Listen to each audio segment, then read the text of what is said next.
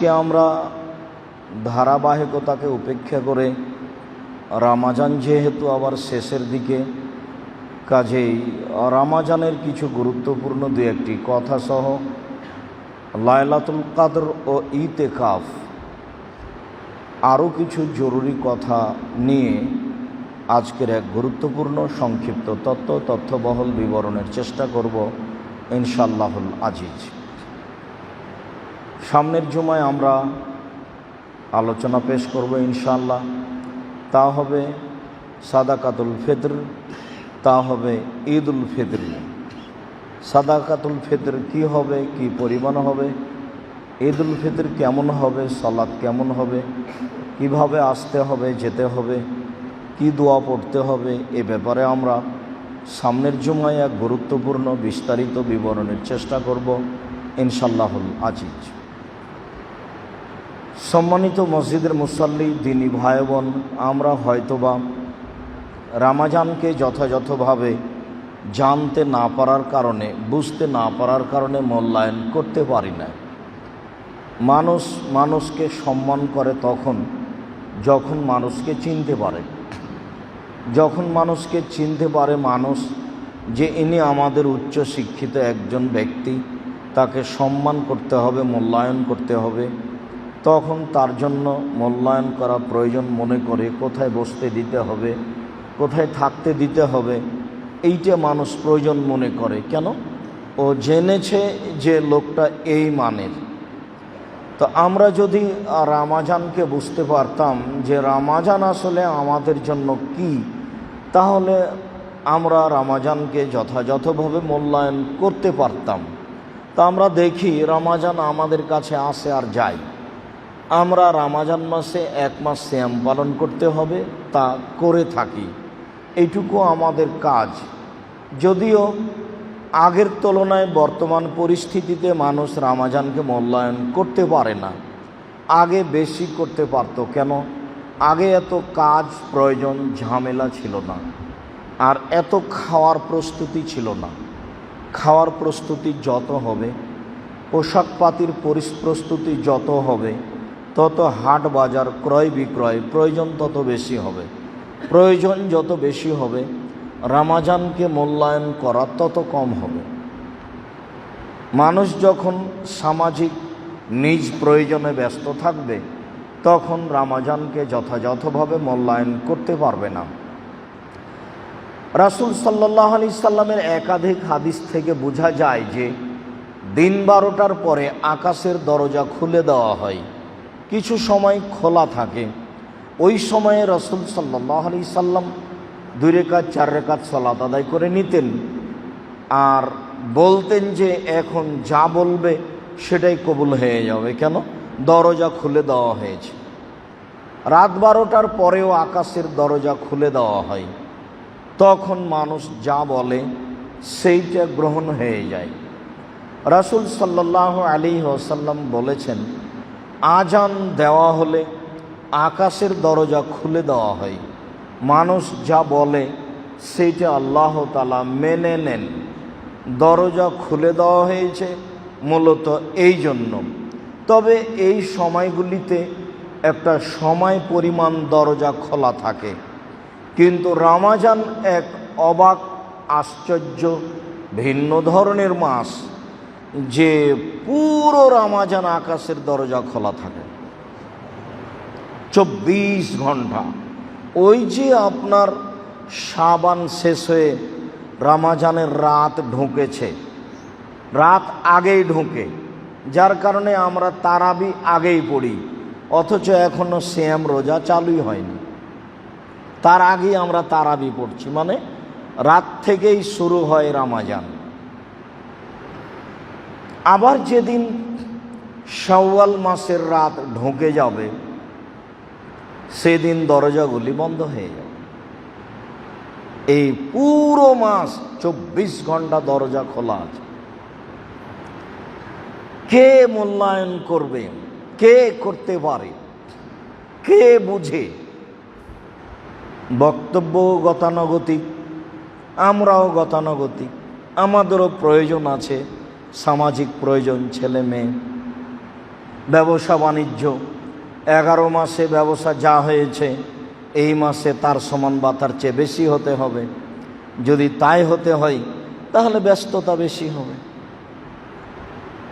কেননা প্রত্যেকটা স্তরের লোককে সাপ্লাই দিতে হবে জিনিস। যারা কাপড় বানাচ্ছে তারা সহ, যারা কাপড় বিক্রি করছে তারা সহ, যারা দর্জি কাপড় বানাচ্ছে তারা সহ, যারা কিনছে তারা সহ, সবাই ব্যস্ত। যারা ইফতারি বানাচ্ছে তারা সহ, যারা ইফতারি কিনছে তারা, যারা হাটে বাজারে যাচ্ছে, সব জায়গাতে মানুষ ব্যস্ত আছে। ব্যস্ততা যত বেশি মূল্যায়ন তত কম। না বুঝতে পারার কারণে রমজান পার হয়ে যাচ্ছে, কি করতে পারি? রাসূল সাল্লাল্লাহু আলাইহি সাল্লাম বললেন, 3 শ্রেণীর মানুষ হতভাগা দুর্ভাগ্য ব্যক্তি। তার এক শ্রেণীর মানুষ বৃদ্ধ পিতামাতাকে পেল, তারপরে তার পাপ মোচন করতে পারল না, একজন হতভাগা ব্যক্তি। একটা বড় সুযোগ এসেছিল কিন্তু তা নিতে পারল না। আমার নামটা আসলো তার সামনে, সাল্লাল্লাহু আলাইহি ওয়াসাল্লাম বলল না, সে একজন হতভাগা ব্যক্তি। আমার এক পক্ষ থেকে একটা বড় কিছু সুপারিশ পেয়ে যেত, সেটাও নিতে পারল না। আর রমজান পাওয়ার পরেও পাপ মোচন করতে পারল না। পাপ মুছে নেওয়ার জন্য একটা বিশাল ব্যবস্থা, বড় পাওয়া রমজান, কিন্তু আসলো আর গেল। বুঝলাম যে রমজান মাস সিয়াম পালন করেছি গতানুগতিকভাবে, তাহলেই কি আসলে তাকে যথাযথভাবে মূল্যায়ন করতে পারলাম? জি না, তা হয়নি। সম্মানিত দিনী ভাই বোন, রমজানের গুরুত্বপূর্ণ 2-1টি কথা। তার একটি কথা হচ্ছে এই, সাহারি খেয়ে সিয়াম পালন করতে হবে, এটাই ঠিক। রাসূল সাল্লাল্লাহু আলাইহি সাল্লাম বলেন, তাসাহারু ফাইন ফিয়াল বারাকা, তোমরা সাহারি খাও, এতে বরকত আছে। আমি বরকত বুঝি আর না বুঝি, আমি খেলাম ভাত মাছ রুটি গোস্ত খেলাম, বরকত কি জিনিস তা তো আমি বুঝতে পারলাম না। আমি বুঝি আর না বুঝি, আল্লাহ নবী বললেন তাতে বরকত আছে। বরকত কি? আমার শরীরে বরকত হতে পারে, আমার রুজিতে বরকত হতে পারে, আমার বয়সে বরকত হতে পারে, আমার বাড়ি ঘরে বরকত হতে পারে। বাড়ি ঘরে বরকত অনেক দিন থাকবে, নষ্ট হবে না। রুজিতে বরকত, ধীরে ধীরে টাকা পয়সা বেশি হয়ে যাবে। আমার শরীরে বরকত, নিরাপদে থাকব। রাসূল সাল্লাল্লাহু আলাইহি সাল্লাম বললেন, সাহারি খাও, তাতে বরকত আছে। কিভাবে বরকত তা তিনি বললেন না, তাই তিনি বললেন একবারে 1 ঢোক পানি হলেও পান করে সাহারি খেতে হবে। আরও তিনি বললেন যে ফাসলু সিয়ামেনা ও সিয়ামিল ইয়াহুদ নাসারা আহলি কিতাবে, আমাদের সিয়াম এবং ইহুদি খ্রিস্টানদের সিয়ামের মধ্যে তফাৎ হচ্ছে সাহারি খাওয়া। ওরা সাহারি না খেয়েই সিয়াম পালন করে, তাই আমাদেরকে সাহারি খেয়ে সিয়াম পালন করতে হবে। রমজানের আর একটি গুরুত্বপূর্ণ কাজ হচ্ছে তাড়াতাড়ি ইফতার করা। রমজানকে অপমান করার জন্য, ঠেকানোর জন্য চতুর্দিক থেকে মানুষ ঘেরে ধরেছে। যারা বেশি খাচ্ছে তারাও ঠেকাচ্ছে, যারা কাপড় চোপড় বেশি কিনছে, হাট বাজার ব্যবসা বাণিজ্য করছে, তারাও রমজানকে ঠেকাচ্ছে, তার দয়া রহমত বরকত ঠেকানোর জন্য চেষ্টা করছে। যারা বিভিন্নভাবে ছুটে বেড়াচ্ছে, জাগার রাতগুলিতে বক্তব্য দিচ্ছে, তারাও রমজানকে, তার দয়া রহমত বরকতকে ঠেকানোর চেষ্টা করছে। আর যারা দেরিতে ইফতার করছে সতর্কতার জন্য, তাদের কর্মটাই হয়ে গেছে ইহুদি খ্রিস্টানদের কর্ম, নেকি তো বহুদূরের কথা। তাহলে তারা কত শক্ত হাতে রমজানকে ঠেকানোর চেষ্টা করছে, একবারে মজবুত দুর্গের মতো। রমজানকে যে কোনো মূল্যে ঠেকাতে হবে, 5 মিনিট সতর্কতার জন্য দেরি করতে হবে। সতর্কতা ছিল তাড়াহুড়াতে। আবহাওয়া দপ্তর থেকে যদি বলে আজকে 6:25 ইফতার, তাহলে আপনি 24:30 করবেন, তাহলে আপনি সতর্কতা অবলম্বন করলেন। ছিল তাড়াহুড়াতে, করে দিল দেরিতে। তাই রাসূল সাল্লাল্লাহু আলাইহি সাল্লাম বলছেন, লা ইয়াজালুদ্দীন জাহেরান, দিন ধর্ম অতদিন সফল জয়ী থাকবে, মা জালুন্নাস আল ফেতরা, যতদিন মানুষ তাড়াতাড়ি ইফতার করবে ততদিন দিন জয়ী। ফেনেল ইয়াহুদ ওয়ান নাসারা ইয়াখিরুনা, নিশ্চয় ইহুদি খ্রিস্টান দেরি করে ইফতার করে। কে কাকে বলবে? আপনি যদি নির্ধারিত সময়ে ইফতার করেন তাহলে আর 5 জন বলবে তুমি নিজের রোজাটা ভেঙে নষ্ট করলে, আমাদেরও ক্ষতি করলে। হুজুর বলে দিয়েছেন যে সতর্কতামূলক দেরিতে ইফতার করতে হবে 3 থেকে 5 মিনিট। তার মানে রাসূল সাল্লাল্লাহু আলাইহি সাল্লাম বললেন, যা দেরি করে ইহুদি খ্রিস্টানেরা ইফতার করে, তোমার আচরণটা ইহুদি খ্রিস্টানদের সাথে মিলে যাক। এভাবেই চলছে, কেউ কাউকে পরোয়া করে না। সম্মানিত দিনী ভাই বোন, রাসূল সাল্লাল্লাহু আলাইহি সাল্লাম বলেছেন, আমার উম্মত অতদিন কল্যাণে থাকবে যতদিন তাড়াতাড়ি ইফতার করবে। মুহাম্মদ সাল্লাল্লাহু আলাইহি সাল্লাম বলেছেন, দিন ইসলাম ততদিন জয়ী থাকবে যতদিন মানুষ তাড়াতাড়ি ইফতার করবে। যখন মানুষ সতর্কতামূলক 3 থেকে 5 মিনিট দেরি করবে, তখন বুঝতে হবে এখন দিন পরাজয় হয়েছে। এখন মানুষ ধর্মের নামে ইহুদি খ্রিস্টানদের নীতি অবলম্বন করেছে। ইফতারের পদ্ধতি, আনাস রাদিয়াল্লাহু তাআলা আনহু বলেন, কানান নবী সাল্লাল্লাহু আলাইহি ওয়াসাল্লাম ইফতিরু ক্বাবলা ইসাল্লিয়াল মাগরিব তোমারাতিন। রাসূল সাল্লাল্লাহু আলাইহি সাল্লাম মাগরিবের সালাত আদায়ের পূর্বে কয়েকটা তাজা খেজুর দিয়ে ইফতার করতেন। ফাইনলাম তাকুন, যদি তাজা খেজুর না থাকতো, রতবাতিন, যদি তাজা খেজুর না থাকতো, ফাতোমায়রা, তাহলে তিনি সুখা খেজুর দিয়ে ইফতার করতেন। ফাইনলাম তাকুন, যদি সুখা খেজুর না থাকতো, ফাহাসা হাসাওয়াতিন মিন মাইন, তাহলে কয়েক অঞ্জলি পানি মুখে দিয়ে ইফতার করতেন। সম্মানিত দিনী ভাই বোন, পৃথিবীতে বিসমিল্লাহ বলে ইফতারের যোগ্যতা রাখে একমাত্র খেজুর, তা হলো তাজা খেজুর। এখন সম্ভব, এক সময়ে সম্ভব ছিল না। যদি তাজা খেজুর না থাকে তাহলে সুখা খেজুর, যদি সুখা খেজুর না থাকে তাহলে পানি। ইফতারের যোগ্যতা পৃথিবীতে দ্বিতীয় বস্তু হিসাবে যেটা রাখে তা হলো পানি। যদি পানি না থাকে তাহলে ভিন্ন কথা, কিন্তু পানির স্থানে অন্য কোনো কিছু আসতে পারে না। তা আঙ্গুর হোক, তা জায়তুন হোক, তা রাজশাহী চাঁপাইনবাবগঞ্জের ফজলি আমি হোক না কেন, পৃথিবীর যে কোনো দামি খাদ্য, যে কোনো দামি ফল এই স্থানে ঢুকতে পারে না। রাসূল সাল্লাল্লাহু আলাইহি সাল্লামের পদ্ধতি, বিসমিল্লাহ বলে তাজা খেজুর দিয়ে ইফতার করতে হবে। সম্ভব না হলে সুখা খেজুর দিয়ে ইফতার করতে হবে। সম্ভব না হলে পানি দিয়ে ইফতার করতে হবে, যা রাসূল সাল্লাল্লাহু আলাইহি সাল্লাম বললেন। পানি পান করার পরে বলতে হবে, যাহাবা জামাও আবতাল্লাতিল উরুক ও সাবাতাল আজর ইনশাআল্লাহ। পিপাসা দূরে হলো, পিপাসা দূর হলো, শিরা উপশিরা সিক্ত হলো, নেকি প্রমাণিত হলো ইনশাআল্লাহ। আমি নেকি পেয়ে গেছি ইনশাআল্লাহ। আল্লাহুম্মা লাকা সুমতু ওয়া আলা রিজকিকা আফতারতু, এই দোয়ার বর্ণনা সূত্র দুর্বল হয়, এই দোয়া পড়ে ইফতার করা যাবে না। বিসমিল্লাহ বলে পানি বা খেজুর মুখে দেওয়ার পরে বলতে হবে, যাহাবা জামা আবতাল্লাতিল উরুক ও সাবাতাল আজর ইনশাআল্লাহ। সম্মানিত মসজিদের মুসাল্লি, রামাজানে একটি গুরুত্বপূর্ণ বিষয় আছে, তা হচ্ছে তারাবি। কোরআন মাজিদ পড়ে আপনি রামাজানকে মূল্যায়ন করুন। তাসবিহ তাহলিল জিকির আজকার করে আপনি রামাজানকে মূল্যায়ন করুন। ক্ষমা ভিক্ষা চেয়ে, কান্নাকাটি করে, রাতভর ইবাদত করে আপনি রামাজানকে মূল্যায়ন করুন। লাইলাতুল কদর রামাজানের একটি গুরুত্বপূর্ণ বিষয়।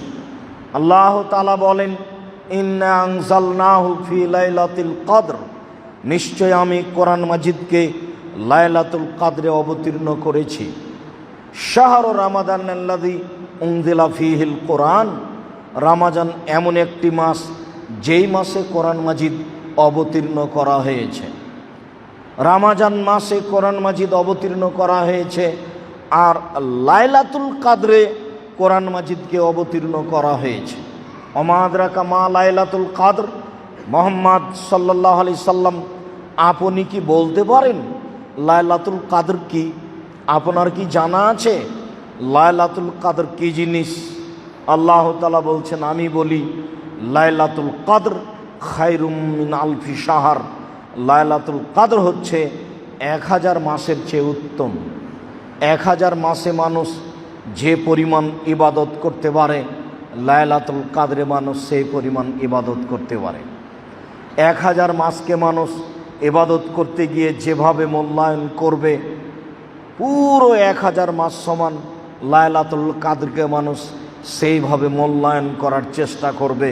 আল্লাহ তাআলা বললেন, আপনি কি বলতে পারেন লাইলাতুল কাদর কি? আপনার জানা আছে লাইলাতুল কাদরের বিষয়? আমি বলি লাইলাতুল কাদর হচ্ছে 1000 মাসের চেয়ে উত্তম। এখনো কথা শেষ হয়নি। তানাজ্জালুল মালাইকাতু ওয়ার রূহ, লাইলাতুল কাদরে অসংখ্য ফেরেশতা, কঙ্কর যত আছে, পাথর ভাঙাচুরা, এরকম পরিমাণ ফেরেশতা আকাশ থেকে নেমে আসেন। আর রূহ, সম্মানিত ফেরেশতা জগতে সবচেয়ে সম্মানিত দামি ফেরেশতা জিবরাইল আলাইহিস সালামও নেমে আসেন। লাইলাতুল কাদরের মর্যাদা, সেই দিন সমস্ত ফেরেশতা প্রথম আকাশে নিচে পৃথিবীতে নেমে আসেন, লাইলাতুল কাদরও নেমে আসেন। যদি আপনাদের দেশের একজন বড় ব্যক্তি, মন্ত্রী লেভেলের মানুষ আসে, তাহলে দিনটা আপনার স্মরণে থাকে, তার জন্য প্রস্তুতি থাকে। আর এই রাত্রে সব ফেরেশতা নেমে আসবেন, আর নেমে আসেন, আর জিবরাইল আলাইহিস সালাম নেমে আসেন। তখন আমি ঘুমিয়ে, তখন আমার টিভিটা খোলা আছে। রমজান মাসের সময়ের ঢং দেখিয়ে, রমজান মাসের সাহারি ইফতারের ঢং দেখিয়ে মিথ্যে খবর শোনার জন্য, নগ্ন মেয়েকে দেখার জন্য বসে সময় কাটাচ্ছি। চক্ষু ঠান্ডা করে, কলিজা ঠান্ডা করে রমজান মাসকে মূল্যায়ন করছে জনৈক ব্যক্তিগণ। মনে করছে রমজানকে যথাযথভাবে মূল্যায়ন করলাম। ভুল হিসাব। নগ্ন মেয়েকে দেখে কলিজা ঠান্ডা করে, চক্ষু ঠান্ডা করে রমজানকে মূল্যায়ন করা যায় না, এটা ভুল হিসাব। এমন এক দিন যেই দিনে কোরআন মাজিদ, এমন এক রাত যেই দিনে যে রাতে কোরআন মাজিদকে অবতীর্ণ করা হয়েছে, যে রাত 1000 মাসের চেয়ে উত্তম, যে রাতে লক্ষ লক্ষ কোটি কোটি ফেরেশতা নেমে আসেন পৃথিবীতে, যে রাতে স্বয়ং জিবরাইল আলাইহিস সালাম নেমে আসেন পৃথিবীতে। ফিহা বেইজনে রব্বিহিম, তাদের প্রতিপালকের আদেশে আসে। মিন কুল্লি আমর, প্রত্যেকটা বিষয় নিয়ে। 1 বছরে যত মানুষ জন্ম নিবে, 1 বছরে যত মানুষ মারা যাবে, 1 বছরে যত মানুষ কর্ম করবে, 1 বছরে যত মানুষের রুজি হবে, 1 বছরে সারা পৃথিবীতে যা কিছু হবে সব কিছু নিয়ে ফেরেশতাগণ নেমে আসেন। যা আল্লাহ তাআলা বলেন, আল্লাহ তাআলা বলেন, সালামুন হিয়া হাত্তা মাতলাইল ফজর। এই রাত প্রশান্তি সহকারে, মর্যাদা সহকারে, পরিষ্কার পরিচ্ছন্ন হয়ে ফজর পর্যন্ত অবিরাম থাকে, ফেরেশতাগণ থাকেন। হাদিসে এসেছে, একটু পরে আসবে, লা ইয়াখরুজু শাইতানুহা, এই রাতে শয়তান যারা পৃথিবীতে চলাচল করে তারা বের হতে পারবে না, তারা ওই রাতে বের হতে পারে না।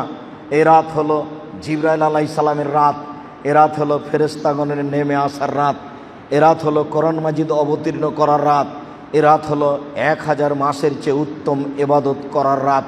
কি দিয়ে বুঝায় আপনাকে আমি লাইলাতুল কাদর কি জিনিস?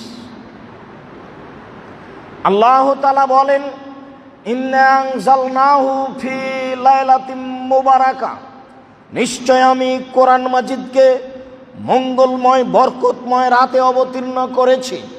আল্লাহ তাআলা বলছেন লাইলাতুল কাদর হচ্ছে মঙ্গলময় রাত, বরকতময় রাত। ইন্না কুন্না মুনদিরিন, নিশ্চয় আমি এই দিনে মানুষকে সতর্ক করে থাকি। আল্লাহ তাআলা বলেন, ফিহা ইউফরাকু মিন কুল্লি আমরিন হাকিম, এই দিনে ফয়সালা করা হয় প্রত্যেকটা জ্ঞান সম্পূর্ণ বিষয়ের। যা কিছু করা হয়, ছোট হোক বড় হোক, সব কিছু বিবেকপূর্ণ, জ্ঞান সম্পূর্ণ। এমন কোনো সিদ্ধান্ত সেদিন হবে না যাতে কিয়ামত পর্যন্ত করা আপত্তি থেকে যেতে পারে। যদি বিবেচনা করে দেখে তাহলে দেখবে ঠিকই আছে, আমরুন হাকিম। আল্লাহ তাআলা বলছেন, মিন কুল্লি আমরিন হাকিম, প্রত্যেকটা জ্ঞান সম্পন্ন বিষয়ের সিদ্ধান্ত নেওয়া হয়, ফায়সালা করা হয়। আমরান মিন ইনদে রব্বিনা, বিষয়গুলি থাকে আমাদের প্রতিপালকের পক্ষ থেকে। যা কিছু ঘটে, যা কিছু হয় লায়লাতুল কাদরে, তা কিছু হয় আল্লাহর পক্ষ থেকে। কাজেই তাতে সন্দেহের কিছু থাকে না। কোরআন মাজিদ তো আপনাকে আমাকে বুঝাতে পারলাম না। হুজুর তো বলেছেন কোরআন মাজিদে যদি উচ্চারণ ভুল হয় তাহলে গুনাহ হয়ে যাবে, তাই আপনি পড়তে চাচ্ছেন না। হুজুর তো বলেছেন যে বুঝতে না পারলে কোরআন মাজিদ না পড়াই ভালো। হুজুরের বাপও বুঝে না।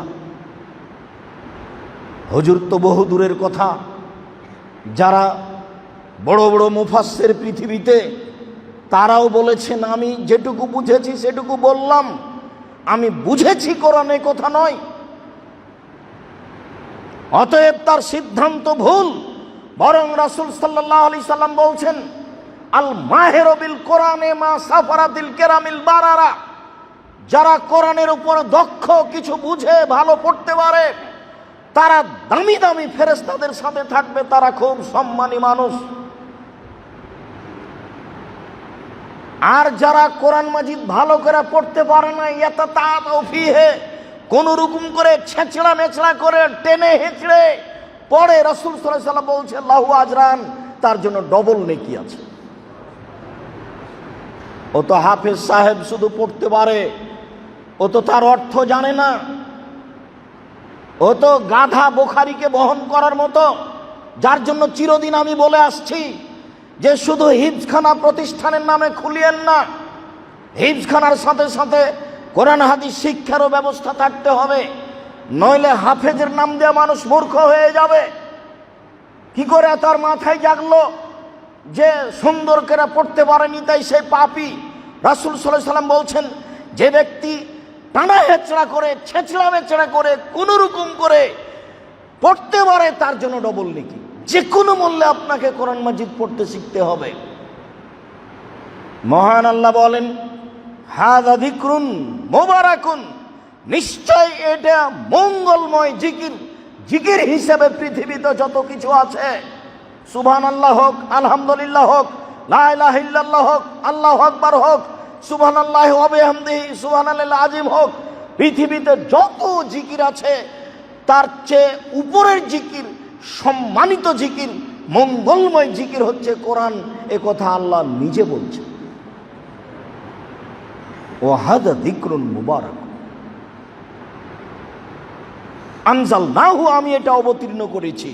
আনতুম লাহু মুনকিরুন, তোমরা এই কোরআনকে বুঝতে চাও না, অস্বীকার করো, দূরে থাকো। এটাই সবচেয়ে বড় জিকির।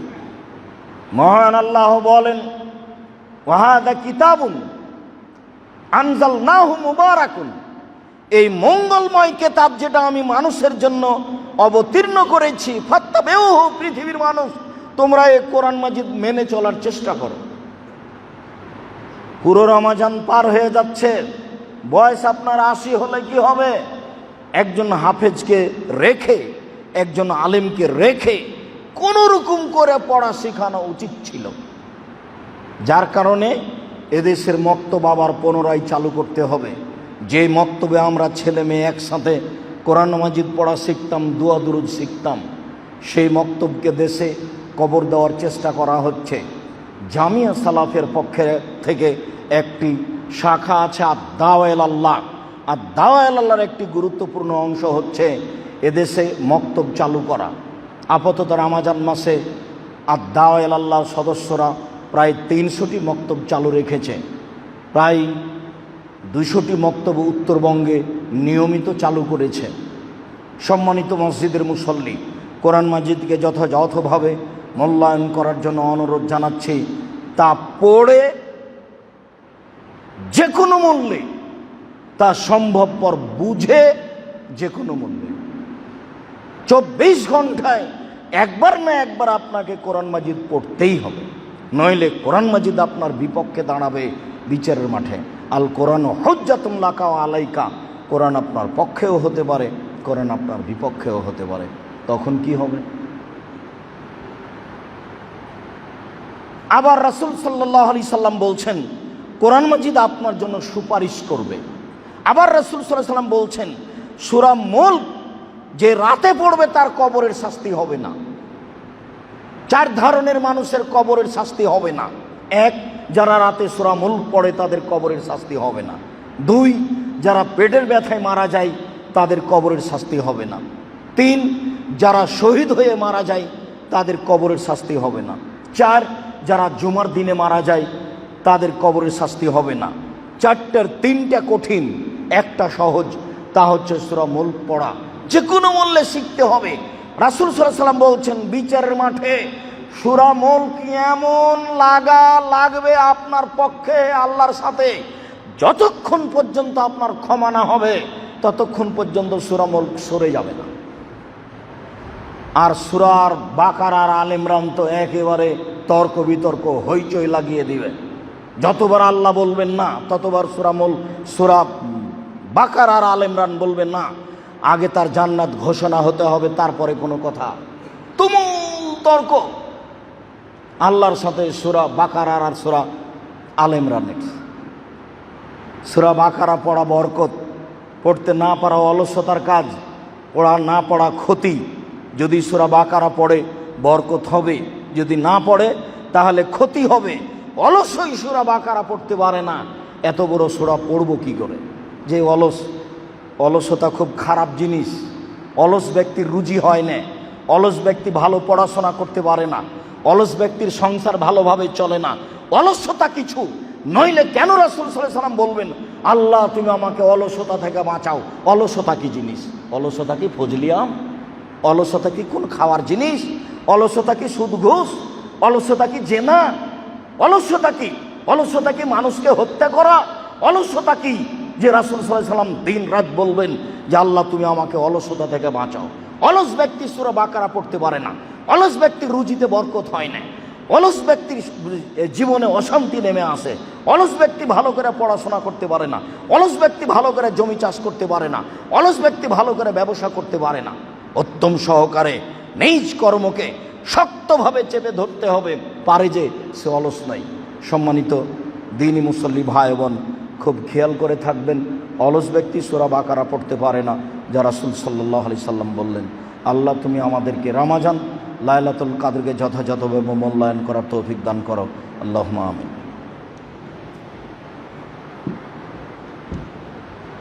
আলহামদুলিল্লাহি ওয়াহদা, আসসালাতু ওয়াসসালামু আলা মান লা নাবিয়্যা বা'দা। আবু হুরায়রা রাদিয়াল্লাহু তাআলা আনহু বলেন রাসূল সাল্লাল্লাহু আলাইহি ওয়াসাল্লাম বলেছেন তাহাররাউ লাইলাতুল কাদরে ফিল বিত্রে মিনাল আওয়াখিল আশার মিনাল সিল আওয়াখিরে মিন রমাজানা, তোমরা লাইলাতুল কাদরকে অন্বেষণ করো, খুঁজে বের করো শেষ দশকে বিজোড় রাতে রমাজানের শেষ দশকে বিজোড় রাতে তোমরা লাইলাতুল কাদরকে খুঁজে বের করো। আদেশ, খুঁজে বের করো, খুঁজে বের করো। আয়েশা রাদিয়াল্লাহু তাআলা আনহা বলেন কানান নবী সাল্লাল্লাহু আলাইহি সাল্লাম ইয়াজতাহিদু ফিল আসরিল আওয়াখিরে মা লা ইয়াজতাহিদু ফি গায়রিহি। রাসূল পুরো জীবনে ইবাদতের জন্য রমজানের শেষ দশকে যত চেষ্টা করতেন ইবাদতের জন্য পুরো বছরে আর কোনো দিন তত চেষ্টা করতেন না।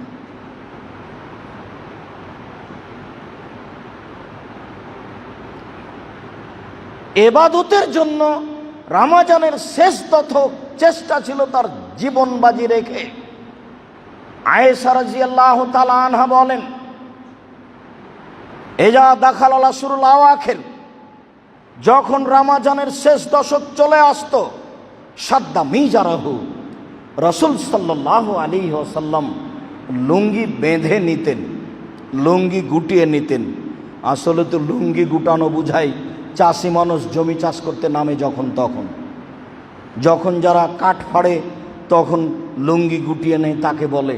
তো মুহাম্মদ সাল্লাল্লাহু আলাইহি সাল্লাম কি কাজে নামছেন যে লুঙ্গি গুটিয়ে নেবেন?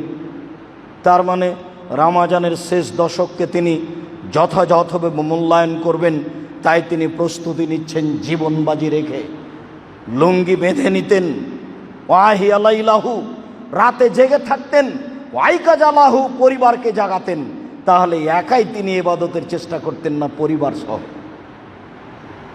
চলো সবাই মিলে ইবাদত করি, সবাই মিলে তাসবিহ তাহলিল জিকির আজকার ক্ষমা ভিক্ষে যাই। ক্ষমা আজকেই নিতে হবে, যে কোনো মূল্যে। সকাল হতে দিতে হবে না, সকাল হওয়ার আগে ক্ষমা হতে হবে, তারপরে সকাল। এরকম প্রস্তুতি নিয়ে রমজানের শেষ দশককে মূল্যায়ন করতে হবে, যা রাসূল সাল্লাল্লাহু আলাইহি সাল্লাম বলেন।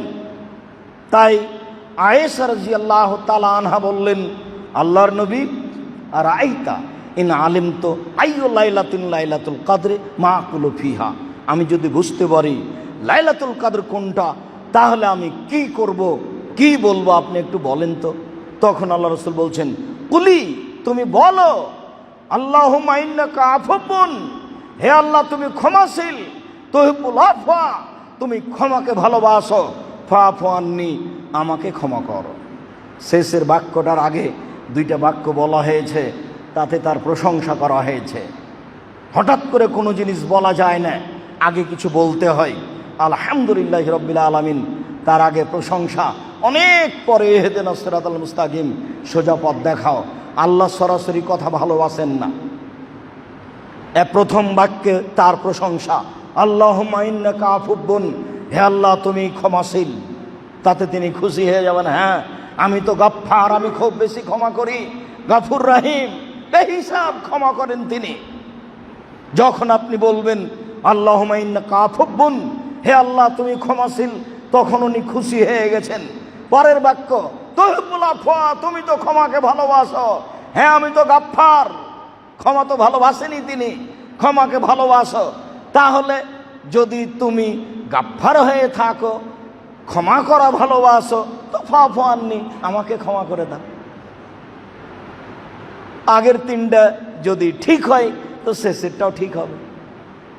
আগের দুইটা যদি ঠিক হয়, আগের দুইটা চূড়ান্ত সঠিক, অতএব ক্ষমা পাবো, এটাও চূড়ান্ত সঠিক, পাবোই পাবো, নিরাশার কিছু নেই। পৃথিবীর কোনো পাপই যেন নিরাশা না হয়। আল্লাহ তাআলা বলছেন, হে পৃথিবীর মানুষ, দাস দাসী, পাপ করার কারণে নিরাশা হবে না, আল্লাহ তোমার সব পাপকে ক্ষমা করে দিবে। কি গতিতে, কি কায়দায় রাসূল সাল্লাল্লাহু আলাইহি সাল্লাম দোয়াটা শিখিয়ে দিলেন।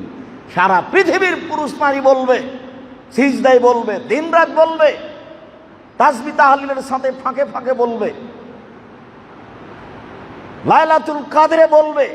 যা আয়েশা রাদিয়াল্লাহু তাআলা আনহা বলেন, আব্দুল্লাহ ইবনে আব্বাস রাদিয়াল্লাহু তাআলা আনহু বলেন, রাসূল সাল্লাল্লাহু আলাইহি সাল্লাম বলেছেন, ফি লাইলাতুল কদর, লাইলাতুল কদরের ব্যাপারে, লাইলাতুন সামাহাতুন তালকাতুন লা হারাতুন ওয়ালা বারিদা, লাইলাতুল কদর হচ্ছে অতীব শান্তিপূর্ণ, অতীব মর্যাদাপূর্ণ, অতীব পরিষ্কার স্বচ্ছ। সেই রাত খুব বেশি ঠান্ডা হবে না, সে রাত খুব বেশি গরমও হবে না। তুসবেহ শামসুহা, সূর্য যখন সকালে দেখা দিবে, সাবিহাতুহা জাইফাতুন হামরা, সূর্য লাল হয়ে দেখা দিবে, তবে শক্তি ক্ষমতা থাকবে না, শক্তিবিহীন লাল হয়ে দেখা দিবে, কিরণে ক্ষমতা থাকবে না, তাপমাত্রা থাকবে না, লাহা তার যে একটা ক্ষমতা থাকে এইটা থাকবে না, ক্ষমতাবিহীন অবস্থায়, দুর্বল অবস্থায় সূর্য পূর্ব দিকে দেখা দিবে। রাসূল সাল্লাল্লাহু আলাইহি সাল্লাম বলেন। জাবের রাদিয়াল্লাহু তাআলা আনহু বলেন, রাসূল সাল্লাল্লাহু আলাইহি সাল্লাম বলেছেন, ইন্নী রাআইতু লাইলাতুল কদরে, আমি নিজে লাইলাতুল কদর দেখেছি, ওয়া ইন্নী উনসিতুহা, তবে লাইলাতুল কদর আমাকে ভুলিয়ে দেওয়া হয়েছে। ওয়াহিয়া ফিল আশরিল আওয়াখির, তা হবে শেষ দশকে। লায়ালিহা,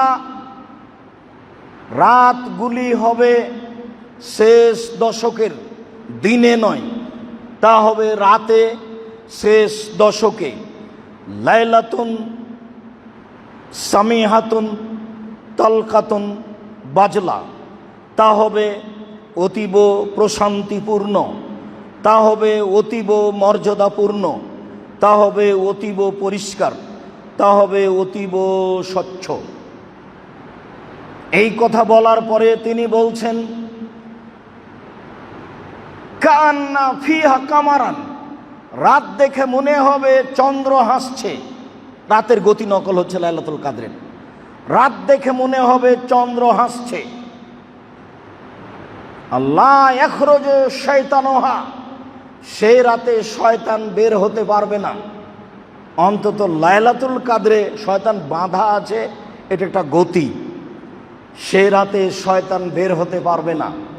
রাসূল সাল্লাল্লাহু আলাইহি সাল্লাম বলেন, হাত্তা ইজিও মুজিউন নাহারে, যতক্ষণ পর্যন্ত সূর্য উঠে আলোকিত না হচ্ছে ততক্ষণ পর্যন্ত শয়তান বের হতে পারবে না। লাইলাতুল কদরের পরিচয় রাসূল সাল্লাল্লাহু আলাইহি সাল্লাম বলেন। আবু সাঈদ খুদরি রাদিয়াল্লাহু তাআলা আনহু বলেন, রাসূল সাল্লাল্লাহু আলাইহি সাল্লাম বলেছেন, ইন্নী রাআইতু লাইলাতুল কদরে, আমি নিজে লাইলাতুল কদর দেখেছি। ওয়া ইন্নী নুসিতুহা, তবে সেটা আমাকে ভুলিয়ে দেওয়া হয়েছে। কোনটা যে লাইলাতুল কদর, আমাকে ভুলিয়ে দেওয়া হয়েছে। ওয়া ইন্নাহা ফিল আশরিল আওয়াখিরে, অবশ্যই তা হবে শেষ দশকে। ওয়া রাআইতু কান্নী আসজুদু ফি তিনিন ওয়া মাইন, তবে আমি দেখছি নিজেকে আমি যেন মাটি এবং পানির মধ্যে সিজদা করছি। পানি হয়েছে, মাটি কাদা কাদা হয়ে আছে, এরকম পানি ও মাটিতে আমি সিজদা করছি, আমি যেন নিজকে দেখছি। ওয়াকানাল মসজিদ ওয়াকানা সাকফুল মসজিদে, সেই দিন মসজিদের ছাদ ছিল খেজুর গাছের ডালের। সেই দিন মসজিদের ছাদ ছিল খেজুর গাছের ডালের। মানে আসমানিদের দেখতে যদি তোমরা সবে চাও, রহিমুদ্দির ছোট বাড়ি রসুলপুরে যাও, বাড়ি তো নয়, যা পানি হয় তা ভিতরেই পড়ে। তো যা পানি হয় তা খেজুর গাছের পাতা দিয়ে আর কি থামবে, তো মসজিদের ভিতরেই পড়ে। সাহাবী আবু সাঈদ খুদরি রাদিয়াল্লাহু তাআলা আনহু বলেন, সেই দিন মসজিদের ছাদ ছিল খেজুর পাতার, খেজুর গাছের ডালের। মা নারা ফিস সামায়ে শায়ান, আকাশে কোনো মেঘ দেখলাম না। ফাজাত কাজাতুন, হঠাৎ রাতে এক খণ্ড মেঘ আসলো। থম তিরোনা, বেশ ভালো বৃষ্টি হয়ে গেল। অসল্লা বেনা রাসূলুল্লাহ সাল্লাল্লাহু আলাইহি সাল্লাম, আল্লাহ রাসূল আমাদেরকে সালাত আদায় করালেন। ফারাইতু আসারাল তিনে ওয়াল মায়ে আলা ওয়াজহি রাসূলিল্লাহ সাল্লাল্লাহু আলাইহি সাল্লাম, সেদিন আমি দেখলাম রাসূলের কপালে মাটি ও পানির দাগ, মানে কাদা মাটির দাগ। কাদা মাটির উপরে সিজদা করেছে, সিজদা তো মসজিদে করেছে, তাহলে পানি মসজিদের থামেনি, মানে ছায়া রৌদ্র থামে, পানি থামে না। রাসূল সাল্লাল্লাহু আলাইহি সাল্লামের কপালে দেখলাম যে পানি ও মাটির চিহ্ন। আবার বলছেন, সেদিন ছিল মিন সুবহে 21 সেদিন ছিল 21 রাত সকালে। অন্য বর্ণনায় এসেছে সেদিন ছিল 23 রাত সকালে। কিছু বর্ণনা এসেছে তা ছিল 27 রাত, কিছু বর্ণনা এসেছে তা ছিল 25 রাত, কিছু বর্ণনা এসেছে তা ছিল 29 রাত। তবে এই দুটা হাদিসে উল্লেখ হয়েছে 23 রাত আর 21 রাত, যদিও একাধিক সহিহ হাদিস 27 রাতের, তবে নির্ধারণ করার কোনো সুযোগ নেই। সবটাতে বলা হয়েছে, আমাকে ভুলিয়ে দেওয়া হয়েছে। তিনি বলছেন, আমি লাইলাতুল কাদর দেখলাম, আমি বাড়ি থেকে বের হলাম তোমাদের বলে দিব, বের হয়ে দেখি দুজন মানুষ মারামারি করছে। তো ওদের দেখতে গিয়ে আমি ভুলে গেলাম, আহারে সেইটা কোন রাত, ভুলে গেলাম। তারপরে বলছেন যে তোমরা রমজানের শেষ দশক মূল্যায়ন করো। তাহলে কয়েকবার একই কথাই হলো যে তিনি ভুলে গেলেন, ভুলিয়ে দেওয়া হলো। তার মানে মানুষ যেন একদিন ইবাদত করতে না শিখে। এদেশে হাজারো মানুষ 27শে রমজান ইবাদত করতে শিখলো। হুজুরও বললেন, খাওয়া দাওয়া হলো, সবটাই বেশ ভালো হলো, কিন্তু ইবাদত হলো না। তা আবার রাসূলের পদ্ধতিতে হলো না, রমজান মূল্যায়ন করতে পারছি না। সম্মানিত মসজিদের মুসল্লি, সম্মানিত মসজিদের মুসল্লি, আমি এই অংশে এসে আপনাদেরকে আরেকটি জরুরি কথা বলতে চাচ্ছি যে মনে রাখবেন, অনেক ইবাদত আছে পৃথিবীতে। সালাত একটা ইবাদত, সিয়াম একটা ইবাদত, হজ একটা ইবাদত, তাসবিহ তাহলিল একটা ইবাদত, জিকির একটা ইবাদত, দানও একটা ইবাদত। কিন্তু কোনো ইবাদত দানের মতো নয়। দানের মতো শক্তি ক্ষমতা রাখে না কোনো ইবাদত। যার কারণে রাসূল সাল্লাল্লাহু আলাইহি সাল্লাম রমজান মাসে পশ্চিম দিকের, পূর্ব দিকের বাতাসের চেয়ে বেশি দানশীল ছিলেন। পশ্চিম দিক থেকে বাতাস আসলে ধ্বংস নেমে আসে, বাড়িঘর ভেঙে যায়, জোরে বাতাস আসে।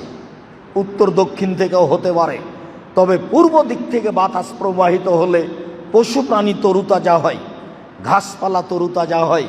পূর্ব দিকের বাতাস যত উপকারী, রাসূল সাল্লাল্লাহু আলাইহি সাল্লাম বলছেন যে রমজান মাসে তিনি ছিলেন পূর্ব দিকের বাতাসের চেয়ে বেশি দানশীল।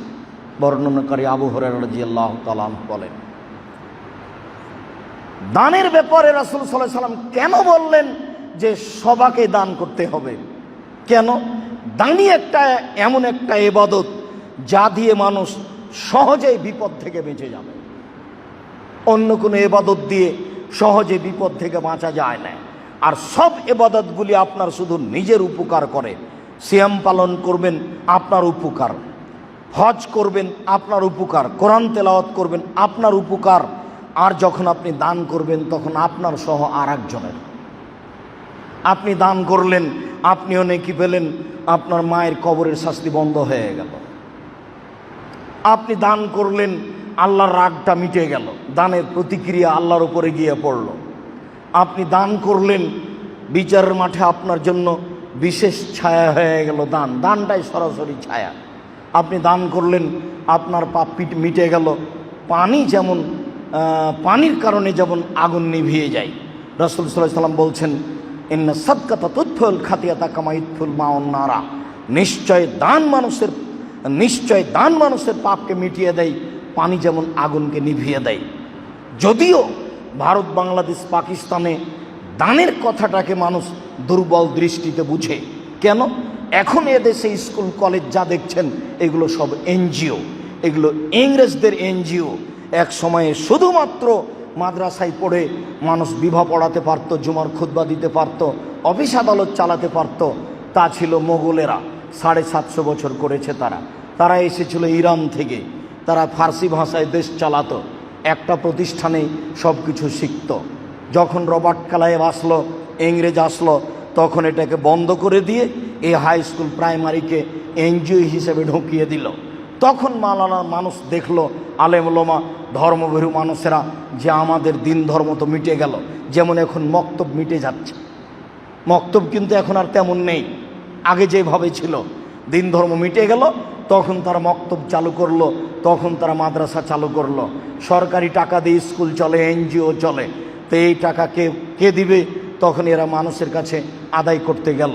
ইংরেজদের আগে সরকারি টাকা দিয়ে, মোগলদের টাকা দিয়ে দেশ চলতো, দিন ধর্ম শেখানো হতো।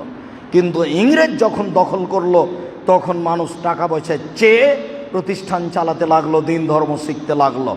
তো যারা শিখতে লাগলো তারা প্রায় গরিব মানুষ, টাকা উঠিয়ে কিছু মানুষ খেয়ে ফেললো। তখন আর পাঁচজন দেখলো ও তো টাকা উঠিয়ে খেয়ে ফেলে, ওকে দিয়ে কি হবে। ধীরে ধীরে ধীরে ধীরে এই পয়েন্টটা দুর্বল হয়ে গেল, যার কারণে দানের কথা বললেই মানুষ একটু দুর্বল দৃষ্টিতে দেখে বা ভালো চোখে মেনে নিতে পারে না।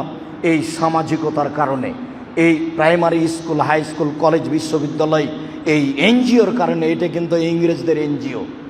আজও তারা চলে গেছে, কারিকুলাম ঠিকই আছে, ওদেরই দিন, ওদেরই খাতা, ওদেরই হাজিরে, ওদেরই নাম, ওদেরই সম্মান জানানো, ওদেরই স্যালুট জানানো, সব কিছু অফিস আদালত কোর্ট কাচারি তাদের। আর বিচার বিভাগ তো 16 আনাই তাদের। বোরখাটাও পরে থাকে একজন জজ, উকিল, দেখবেন না, ওটা তাদেরই আছে। ওইভাবেই কথা বলতে হবে, ওইভাবেই ডং করতে হবে।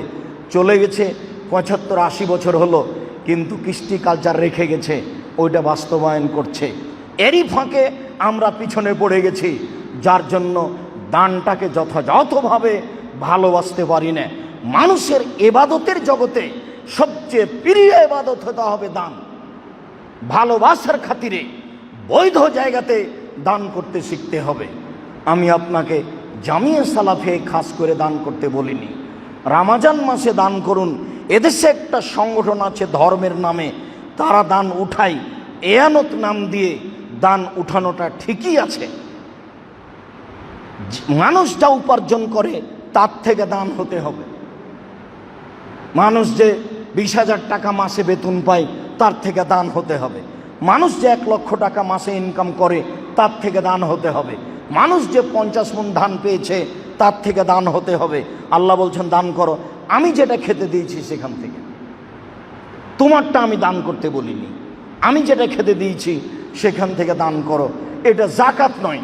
জাকাত দিয়ে মানুষের ফাঁসি রক্ষা হয়, জাকাত দিয়ে নেকি পাবো এ কথা নয়। জাকাত ভিন্ন জিনিস। জাকাত দিয়ে মানুষের ফাঁসি রক্ষা হয়, জাকাত দিয়ে নেকি পাবো এ কথা নয়। নেকি পাবো দান করে। তা আল্লাহ রাসূল বললেন সবাইকে দান করতে হবে। সাহাবীন বলল অবাক কথা, সবাই দান করবে কি দিয়ে? টাকা না থাকলে? তখন আল্লাহ রাসূল বললেন মানুষের বাড়িতে কাজ করবে, কাজ করে যে পয়সা উপার্জন করেছে সেখান থেকে সে নিজে উপকৃত হবে এবং দান করবে। বোঝা যাচ্ছে দিন মজুরকেও দান করতে হবে।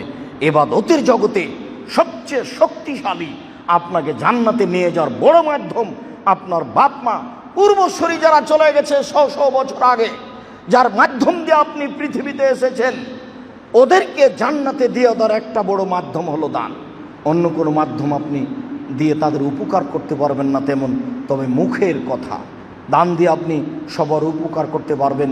সম্মানিত দিনী মুসলিম ভাই বোন যারা আমাদের সামনে আছেন, যারা দেশ বিদেশে অনলাইনে আমাদের সাথে আছেন, সমস্ত দিনী ভাই বোনকে রমজান মাসে 11 মাস সহ রমজান মাসে দানের হাতকে একবারে জোরালোভাবে প্রশস্ত করার জন্য অনুরোধ জানাচ্ছি।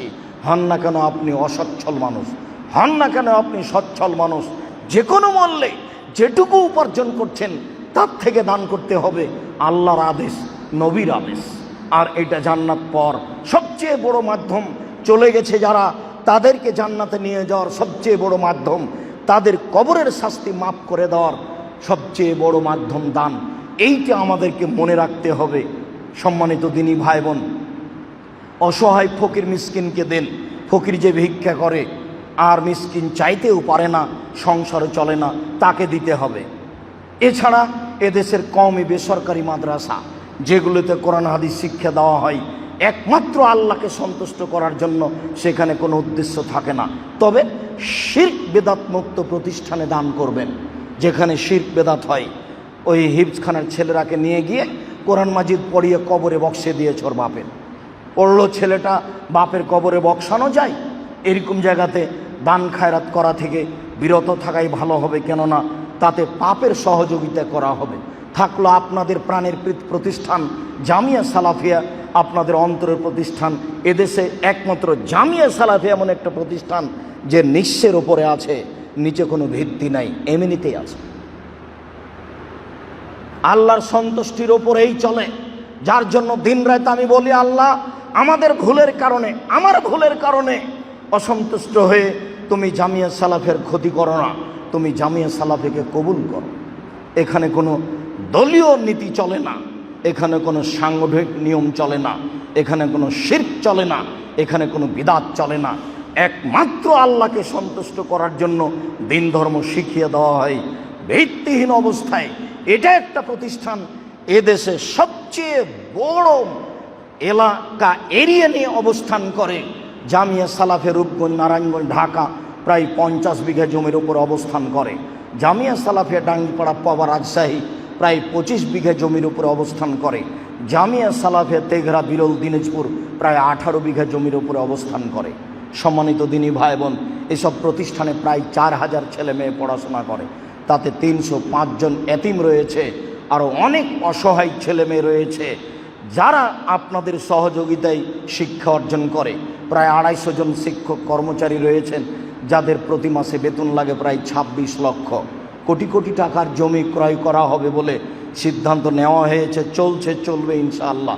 একটা একাডেমিক ভবন চলছে যাতে 3000 ছাত্র একসাথে ক্লাস করতে পারবে। জামিয়া সালাফে রূপগঞ্জ, নারায়ণগঞ্জ, ঢাকার 200 শতক জমি মসজিদের জন্য বরাদ্দ হয়ে গেছে, চূড়ান্ত হয়েছে। জমিতে আপনার মাটি টেস্ট, সয়েল টেস্ট করা হচ্ছে। এটা শেষ হলেই পাইলিং শুরু হবে, তারপর নির্মাণের কাজ শুরু হয়ে যাবে। মোটামুটি প্রস্তুতি চলছে। প্রথমে আপনাদের দোয়া। দেশবাসী যারা দেশে বিদেশে আছেন, দিনী ভাই বোন, আমি আপনাদেরকে আন্তরিকভাবে অনুরোধ করছি, আমি আমার পক্ষ থেকে আপনাদেরকে জানিয়ে রাখলাম মাত্র, বিচারের মাঠে যেন আমাকে জবাবদিহি হতে না হয়। কেউ যদি বলে যে আমরা অবগত হতে পারিনি, তাই আমি খাকসার সাধারণ মানুষ, পৃথিবীর দিনী ভাই বোন, সঠিক আকীদার ভাই বোনকে আমি বলে যাচ্ছি, জামিয়া সালাফিয়া আপনাদের সম্পদ। যেখানে ছেলে মেয়ে বাংলা, ইংরেজি, আরবি উন্নত মানের শিক্ষা অর্জন করে জাতির অন্যায়ের বিরুদ্ধে লড়বে মুখে কলমে মিডিয়ায়। আপনাদের নিজস্ব সম্পদকে টিকিয়ে রাখার জন্য প্রাণপণে জীবন বাজি রেখে চেষ্টা চালিয়ে যাবেন বলে আমার পক্ষ থেকে আন্তরিক অনুরোধ।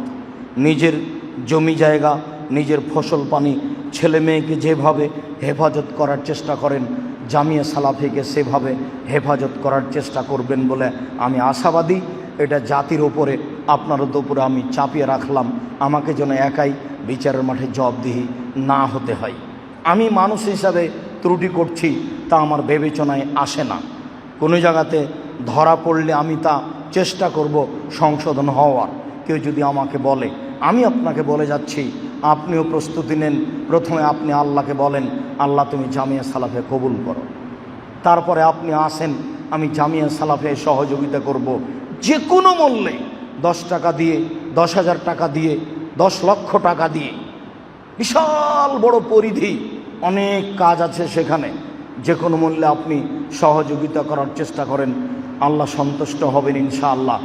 আমার সব সময় অন্তরে বলে, পতিতালয়ের মহিলা যদি কুকুরকে পানি পান করিয়ে জান্নাত পেতে পারে, সাদাকা ফেতরাতের আলোচনাতেই, সাদকা ফেতরার আলোচনাতেই এই বুখারীর হাদিস এসেছে, পতিতালয়ের মহিলা যদি কুকুরকে পানি পান করে জান্নাত পেতে পারে, আমরা জামিয়া সালাফিয়ায় অল্প থেকে অল্প, বেশি থেকে বেশি দান করে জান্নাত পাবো ইনশাআল্লাহ। মর্মে সমস্ত দিনী ভাই বোনকে, দেশ বিদেশের সকল দিনী ভাই বোনকে যারা আমাদের সাথে আছেন, অনলাইনে যারা থাকবেন, আত্মীয় স্বজন সবাই মিলে আন্তরিকভাবে অনুরোধ জানিয়ে বলছি, আসেন আমরা রমাজানকে যথাযথভাবে মূল্যায়ন করার চেষ্টা করি। আজ রাত যেটা আসছে সেটাই হচ্ছে লায়লাতুল কাদরের রাত, সেটাই হচ্ছে 21শে রমাজান। এটা থেকেই শুরু করি যথাযথভাবে মূল্যায়ন করা, তাসবিহ তাহলিল করা, জিকির আজকার করা, রাতে উঠে কান্নাকাটি করা, ক্ষমা ভিক্ষা চাওয়া, যে কোনো মূল্যে মানিজ্জত চাওয়া, ছেলেমেয়ের পড়াশোনা করা এবং দান খায়রাত করা, সার্বিকভাবে কাজকর্ম কমিয়ে দিয়ে রমাজানকে মূল্যায়ন করার চেষ্টা করি। মর্মে দানের হাত প্রশস্ত করো তো জামিয়া সালাফিয়ায় আন্তরিকভাবে দানের হাত যে কোনো মূল্যে প্রশস্ত করি। আল্লাহ তুমি আমাদের কবুল করো। আল্লাহ তুমি আমাদের দিনী ভাই বোনদের কবুল করো। তুমি তাদের অর্থ সম্পদকে নিরাপদে রাখো। তুমি তাদের অর্থ সম্পদে বরকত দান করো।